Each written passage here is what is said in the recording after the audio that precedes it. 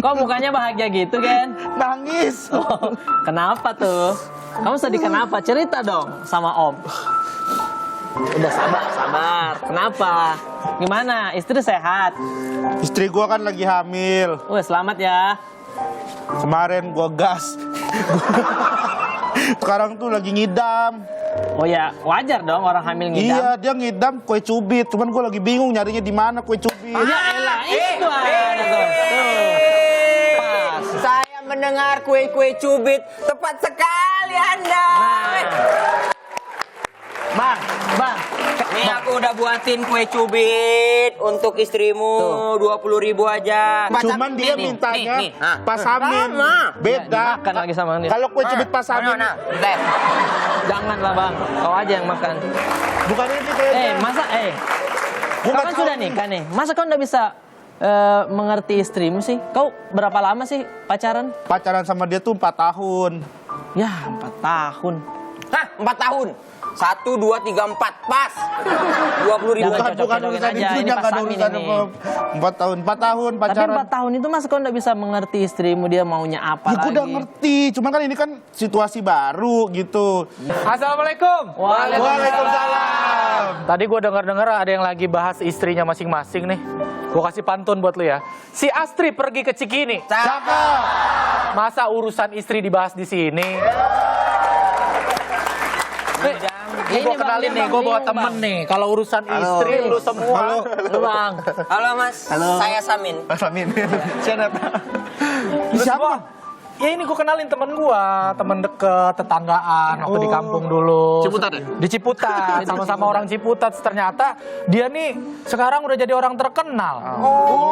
Viral gara-gara, lu kan tadi ngomong pacaran sama istri lu 4 tahun. 4 tahun. Lu berapa tahun? Saya 7. 7 tahun lu. Aku 6. 6 tahun.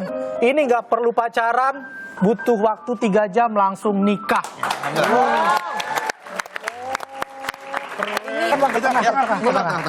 Ya. Jadi buat yang belum tahu siapa Nata Riza, ini kisahnya sempat viral beberapa tahun lalu. Sekarang dia sudah menjadi seorang motivator ya. Penulis, motivator, musisi juga. Musisi juga. Iya. Dan kisah cintanya tuh banyak menjadi inspirasi anak muda zaman sekarang. Nih, kita lihat artikelnya ya.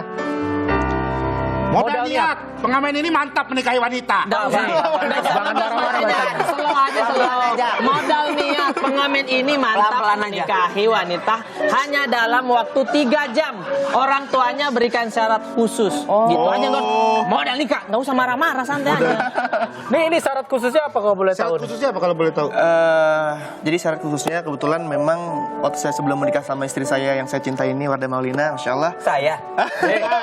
Jelas-jelas ditunjuk ke sini. Ini Wardani. Lu orangnya gampang tersanjung. Soalnya begini dia tangannya. Maaf ya, Oh, Bang. pindah dikit berarti ya. Nah, di situ pas. Jadi dia sudah istiqomah 2 tahun sudah pakai cadar, pakai nikah. Jadi syarat khususnya karena orang tuanya risau, mertua saya risau, saya harus melihat istri saya terlebih dahulu. Walaupun sebenarnya memang kalau ajarannya dalam Islam memang dianjurkan untuk melihat terlebih dahulu. Ta'aruf ya? Itu masuk ta'aruf kan? Ta'aruf. Masya Allah. Ya. Jadi pada waktu itu saya post di Instagram. Instagram, ya. wah luar Saya biasa. posting ada salah satu foto dan itu bercerita di situ. Tiba-tiba postingan saya masuk di explore-nya istri, di like, dan saya juga nggak tahu hari itu juga mungkin jalan jodoh ya. Iya. Saya juga iseng ngecek notifikasi, tiba-tiba saya dibuat kagum dan bergetar. Di stalking dulu dong pasti. Iya dong. Berkunci ya Instagramnya, berarti nggak bisa stalking. Iya. Bergetar kali ada yang nelpon tuh. Iya. Hati, cubit, bergetar hati. Iya kali.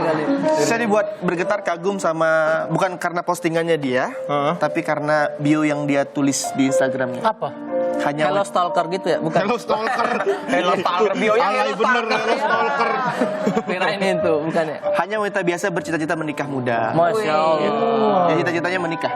Pernikahan muda itu kan ya kita semua orang pasti pengen nikah muda. Iya, Nah, betul. mungkin saya kurang sepakat dengan pernikahan dini ya. Karena beda pernikahan muda sama pernikahan dini. Oh, beda. Usia muda itu kan ya kita juga termasuk usia-usia muda. Iya, ya, usia muda kita lah ya. Tapi nggak tahu ini.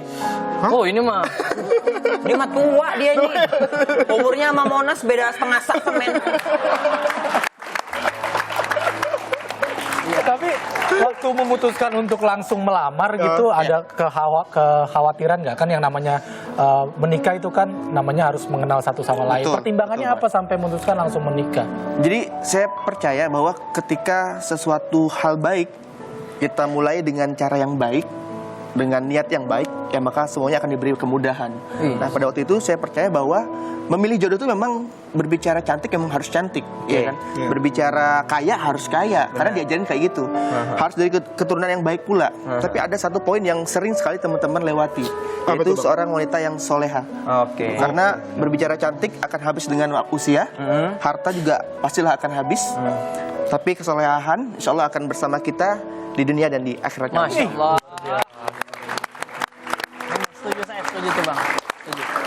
Tapi setelah 3 jam perkenalan, pertama kali ketemu tuh langsung ngelamar. Enggak, jadi kan itu di sosial media. Saya nggak tahu harus hubungin siapa. Pada waktu itu saya DM. Saya DM. Pada waktu saya bilang saya niat serius menanggapi apa yang kamu tulis di bio Instagram. Saya minta biodatanya jelas. Biodatanya saya minta. Saya juga kasih. Dikirim tuh NPWP kan. Nah, segitunya dong. Makes, Mikes. Makanan kesukaan, minuman kesukaan. Iya. Jadi saya juga tukar biodata.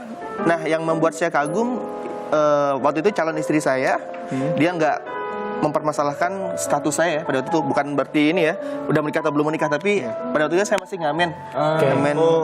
Jadi belum punya tempat tinggal, belum punya penghasilan tetap.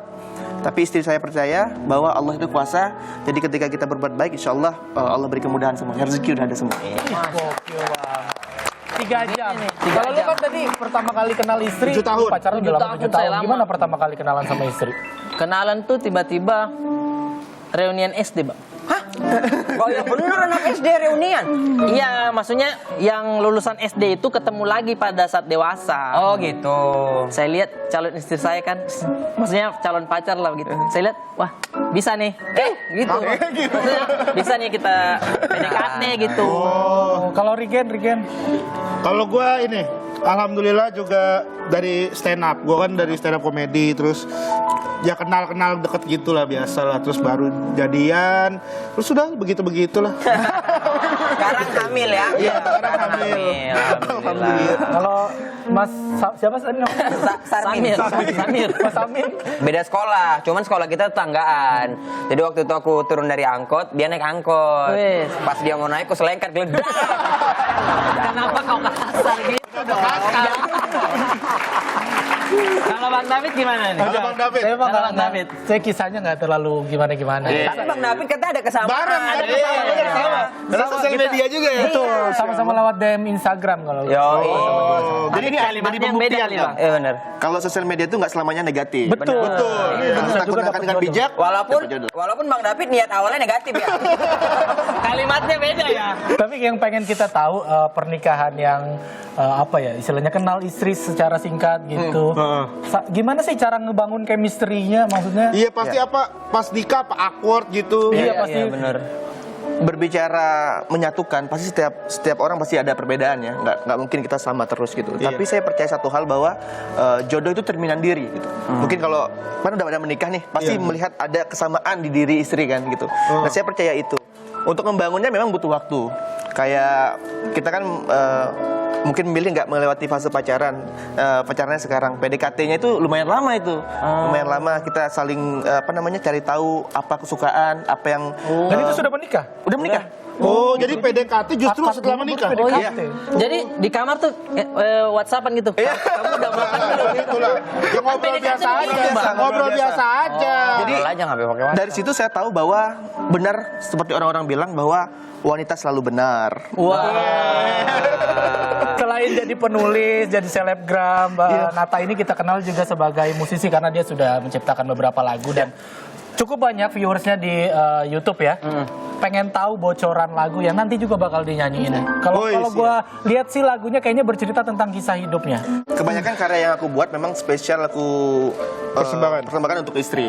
Jadi jarak dan waktu ini menceritakan tentang dua pasangan yang karena sesuatu hal kerja dan lain sebagainya akhirnya harus terpisah jarak dan waktu.